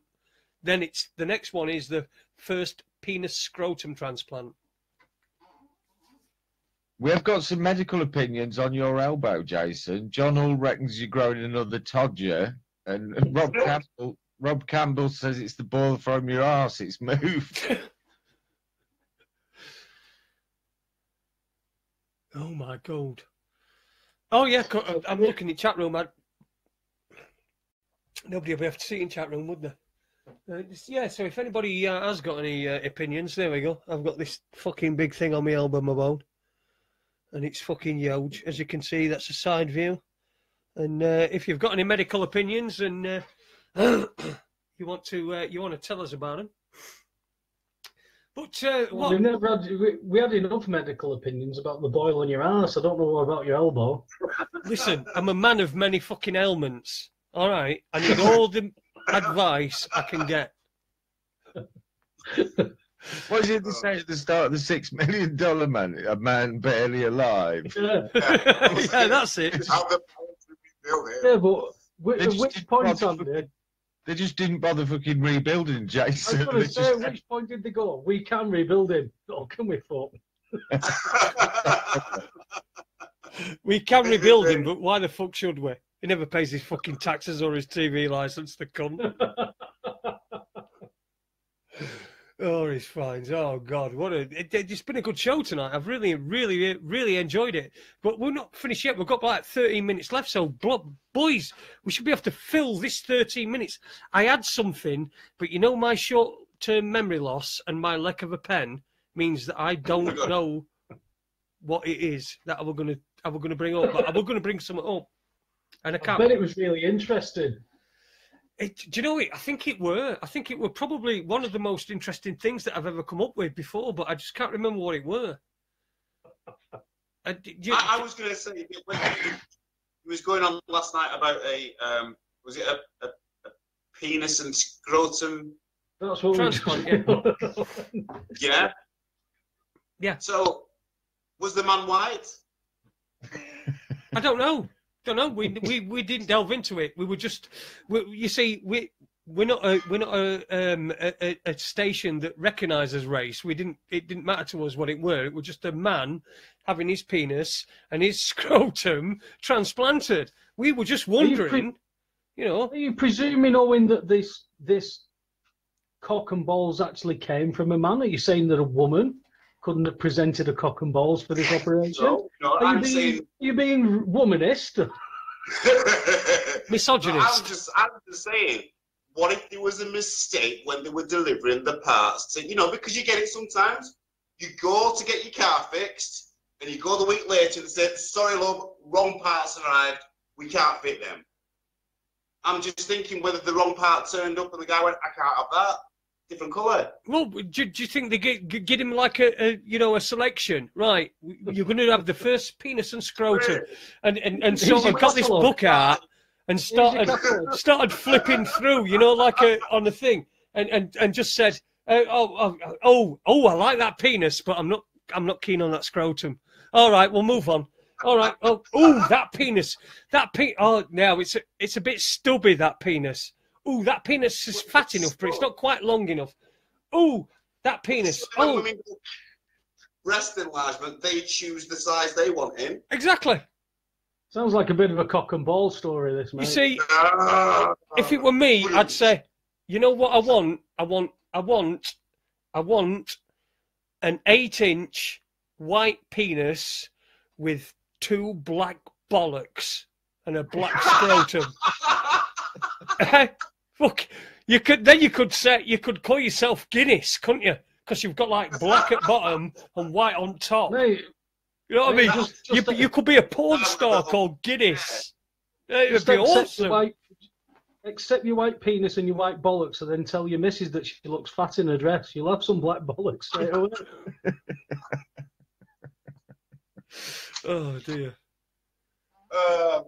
There's not many other shows that can take world geopolitics right down to cock and balls, can they? All in space of 2 hours. And medical advice. We've got Chris Frankish reckons it needs lancing, Jason. James Lenny says it looks like a ganglion cyst, which is built up of fatty fluid. And Owen, it's right balls up then, says John Hall. What was that? He says, Owen, it's a right balls up then. It's a right balls up. Yeah, sorry, I'm not sure what that refers to. See, sometimes the post is relating to what we've been talking about, and we can't always sort out which one it is, what we're talking about. Do we know what we're talking about? Apart from my elbow bone, which, by the way, I'm displaying again on Facebook Live. If anybody wants to, it looks like a nose, doesn't it? Like on an alien, doesn't it? Looks like I might draw a couple of eyes. In fact, have I got a pen? Here we go. If you had a pen, here we go. I've got one. Right, let's see if we can turn it into a. We have the fifth person, the next guest on. There we go. Look, I've got a seal as an elbow. The 5th raconteur. Can you see it? It's here. It's here. Yeah, he needs a mouth. He can't speak. Oh, sorry. He needs a mouth. Sorry. He needs a mouth. He can't Bear speak. in mind, I'm not left-handed, so. And I'm drawing for those listening on Spreaker, Jason's just drawing a face on his elbow. What do you think? That's permanent marker. It looks like Peppa Pig. You'll be getting done for copyright, Jason. Yeah. Oh yeah, look at that. We need some nostrils though, don't we? Let's pop some nostrils on. Then he can be called Elbow. Yay! Oh dear me! For God's sake, what a radio show! Great radio, by the way. Anybody who's listening to us on Spreaker, not watching on Facebook Live. Tequila Leeds has just put, "Can we have a photo of Jace's elbow in the chat room?" Okay, so if anybody wants to take a photo of it and pop it in the chat room, if anybody on, yeah, Dinny can do that. He's clever with technology. Dinny will do that. Depends if Dinny's in this reality or not. He's listening as well, so he'll maybe do it. Oh, brilliant! Anyway, what great radio, guys! Tonight we've really smashed it. I think. Do you know what? I feel a Sony Award coming on, don't you? Do you not feel a Sony Award coming on? I feel it. I can feel it. It's like, I'm connecting with that Sony Award. It's coming our way. This show is going to be like, it's going to be revered for years and years and years. After we're all dead and we can't make any money out of it, it's going to be on telly, every fucking pair of plates. It's going to be on every little fucking thing where this is what, when radio went bad. All them things on Channel 5 and that. Channel 4. But I've got to say, not as bad as last week, which I'm really, really pleased about. And I hope I've not been as bad as last week. I listened last week. Should I really listen into last week's show? Yeah. We best not talk about it. Really, it was. Talk about it. No. But I will. I don't know if you can listen to it. I don't know if it's still it's around. Been deleted. It's been deleted, mate. Never mind. Jason, being as you're a mate, might let you have a copy. It'd be quite amusing. Oh. Well, anyway, listen, as long as you're not sensitive about that tribe of people that we can't really talk about, you should be fine.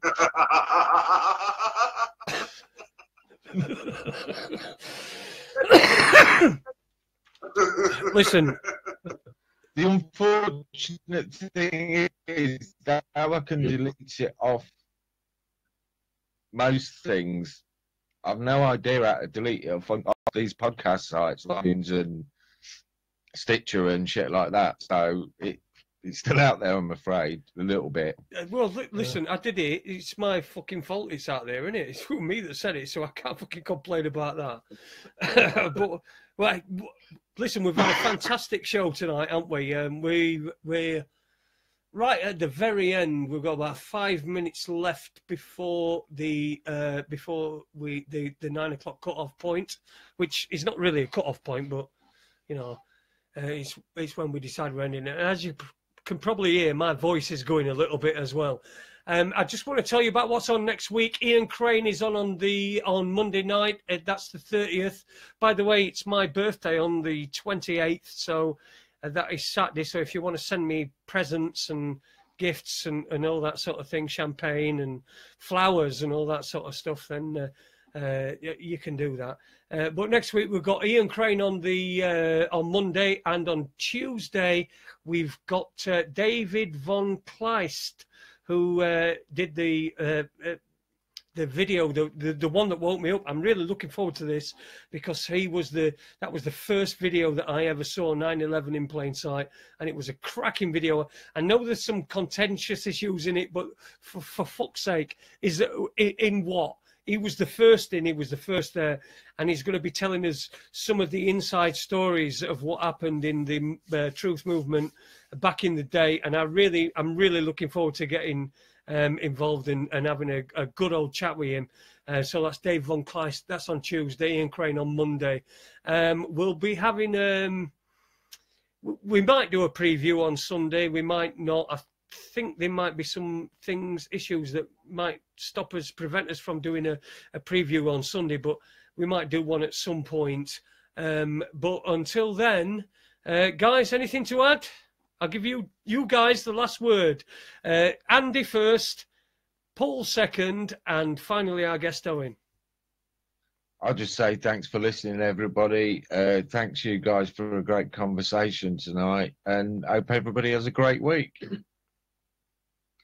Yeah, I'd just reiterate those thoughts that it's nice to see, again, we mentioned it last night, it's nice to see that people are actually listening into conversations, that people are talking about some real issues.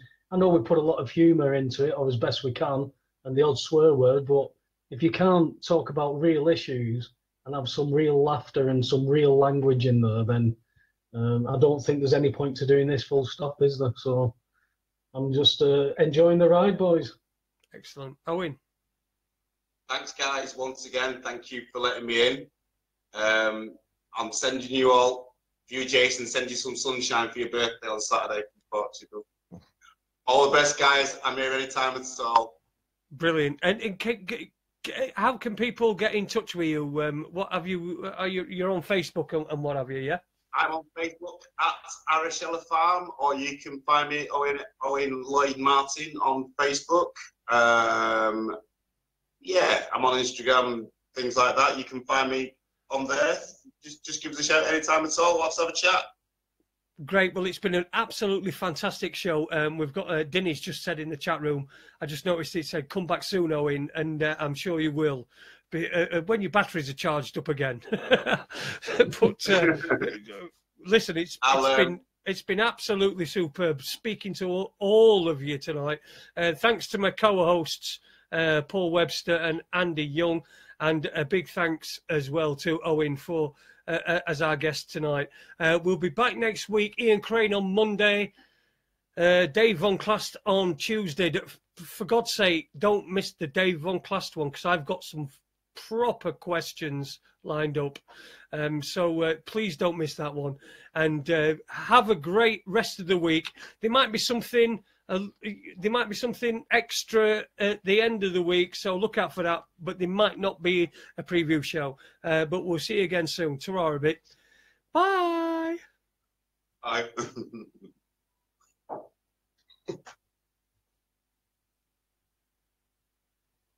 That's it. Hang on. Thanks, Paul.